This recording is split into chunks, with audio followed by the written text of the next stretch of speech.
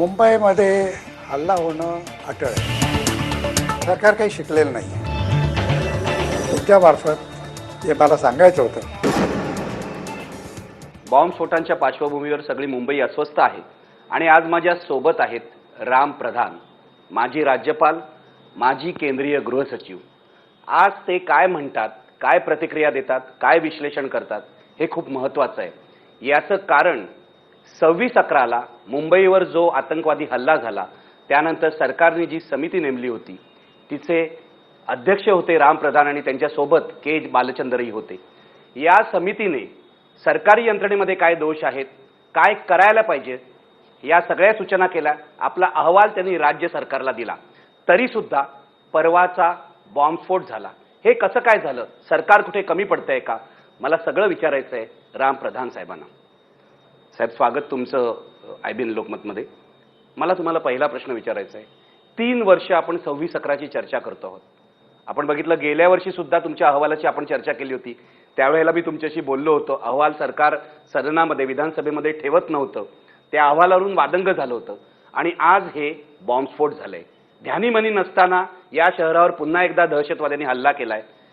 तुम्ही पहिली प्रतिक्रिया काय द्याल? तुम्ही काय विश्लेषण कराल?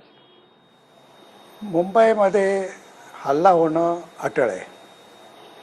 का ज्या तऱ्हेने जागतिक टेररिझम सगळीकडे पसरलेलं आहे आणि ज्या तऱ्हेने आपल्या शेजारील देशामधनं आपण ते निर्यात करतायत टेररिझम, त्यामुळे हे गृहीत धरलं पाहिजे दिल्ली, मुंबई हे नेहमीच प्राईम टार्गेट राहतील आणि हे विसरता कामा नये.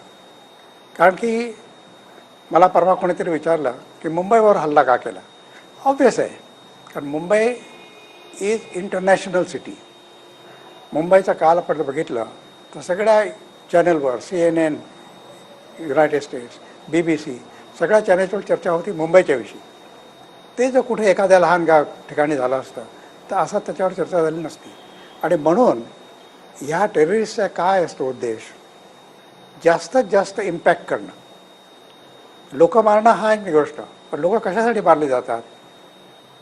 की एक भयभीतीचा ॲटमॉस्फिअर व्हावं आणि त्याच्यातून भय निर्माण करून लोकांना असं वाटलं पाहिजे की असं काहीतरी आहे मुंबई शहरामध्ये की जिथे अस्थिरता पसरलेली आहे आणि ते त्याचं मुख्य कारण आहे असं मी समजतो.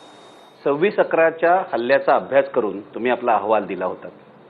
ताबडतोब हा हल्ला झालेला आहे 3 वर्षांनी. 3 वर्षात सरकार काही शिकलंय असं तुम्हाला वाटतं का? आता सरकारने शिकले की नाही त्याच्याविषयी मी सांगू शकत नाही.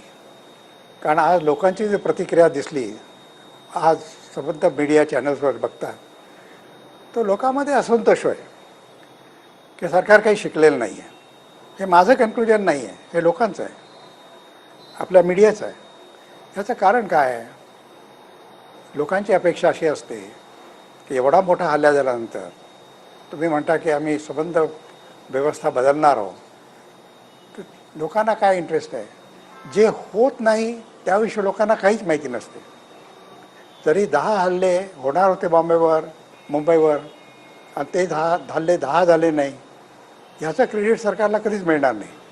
पण एक हल्ला झाला तर त्यामुळे जे प्रतिक्रियेवरनं दिसतं की लोकांच्यामध्ये असंतोष झालेला आहे. आणि त्याचं मुख्य कारण माझ्या मते कालच्या असंतोषाला जवळजवळ मला वाटतं 40 लोक ठार मारलेले आहेत, 81 लोक घायल झालेले आहेत. म्हणजे त्याचा जो इम्पॅक्ट आहे फार मोठ्या प्रमाणावर झालेला आहे. दुसरं, हा काय एक हल्ला नव्हता. जसं चिदंबरम साहेबांनी सांगितलं, हा सिंक्रोनाइज हल्ला होता 3 ठिकाणी. 10 मिनटामध्ये 3ही हल्ले झाले होते. याच्यामध्ये एक यंत्रणा असल्याशिवाय, सायंटिफिक यंत्रणा, सायन्स, टेक्नॉलॉजी हे शक्य नाही आहे. आणि म्हणून हा हल्ला फार गंभीर स्वरूपाचा आहे आणि असे हल्ले होणार नाही असं आज जर सरकार म्हणालं तर ते सुद्धा कोणी मान्य करू नये. आता ते एक हल्ले होऊ नये म्हणून काय करायचं ती सरकारची जबाबदारी आहे. हल्ले झालं तर काय करायचं त्याचं आपण काल बघितलं. पोलिसांनी हॉस्पिटलमध्ये बरीच काही यंत्रणा चांगल्या रीतीने काम करत होती. पण ते हल्ला झाल्यानंतर म्हणून लोकांची अपेक्षा काय आहे की हल्ला कसा होणार नाही याच्याविषयी तुम्ही काय करता. आणि आमचा जो रिपोर्ट होता तो मुख्यतः कोणीच गॅरंटी देऊ शकत नाही हल्ला होणार नाही, पण आपल्या शासनामध्ये आणि शासकीय यंत्रणेमध्ये काय दोष आहेत याला सिस्टम फेल्युअर आम्ही म्हणतो. व्यक्तिगत फेल्युअर निराळी गोष्ट. आम्हाला सांगण्यात आलं होतं की कोण व्यक्ती जबाबदार आहे ते सांगा. आता 2-4 व्यक्तींना ब्लेम हे करून की बाबा ह्या जबाबदार आहेत अशा तऱ्हेचा रिपोर्ट काढणं एक गोष्ट होती. पण ज्या तऱ्हेने ज्या पदावर मी किंवा भालचंद्रन साहेबांनी काम केले, आम्हाला असं वाटलं की लवकरात लवकर या सिस्टम्स काय आहेत आणि सिस्टम्समध्ये काय बदल करण्याची आवश्यकता आहे त्याच्यावर हा रिपोर्ट होता. आणि दुसरा भाग होता आमच्या रिपोर्टमध्ये, इथे उतरल्यापासनं दुर्दैवाने आमच्या घराच्या समोरच ही मंडळी उतरली आणि आमच्या घराच्या पाठीमागे हल्ला केला लिओपोल्डला आणि ताजला.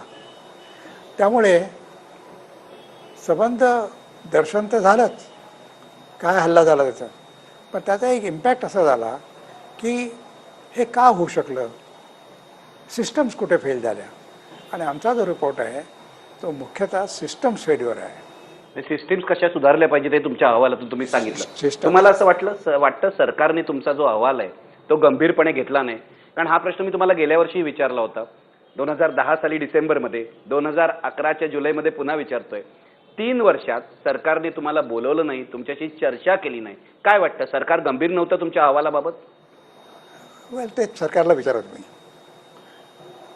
आम्ही आमचं काम केलं आणि एवढा इन्सिडेंट्स या संबंध परिसरात दक्षिण मुंबईच्या प्रत्येक फूट आम्ही चालून बघितलं हल्ला झाल्यानंतर आणि एन्क्वायरी कमिटी झाल्यानंतर, कमिटीची स्थापना झाल्यानंतर. आणि कित्येक लोकांना आम्ही भेटलो. सरकारी शासकीय अधिकारी भेटले, पोलीस अधिकारी भेटले, पण त्याचे प्रायव्हेट सिटीजन्स खूप भेटले. कारण जेव्हा रस्त्याने तुम्ही चालता आणि विचारता काय झालं आहे, तर प्रत्येक शॉपमध्ये जवळजवळ लोकांनी थांबून सांगितलं की ये हुआ, ये ऐसा हुआ, ये आदमी इधर गया, ये आदमी उधर गया, ये बॅग इधर रखी. तीच गोष्ट CSTला झाली. CSTला सुद्धा जो प्रकार झाला भयंकर प्रकार होता तो. आणि त्याच्यामध्ये काय विचार आहे, जे प्रवासी लोक होते तिथे आपले बसले होते गाडीची वाट पाहत, ते मारले गेले. अच्छा, ह्याच्या अशी गोष्ट झाल्यानंतर सिस्टम ज्या आहेत त्या तर बदलल्या नाही तर काय होणार आहे.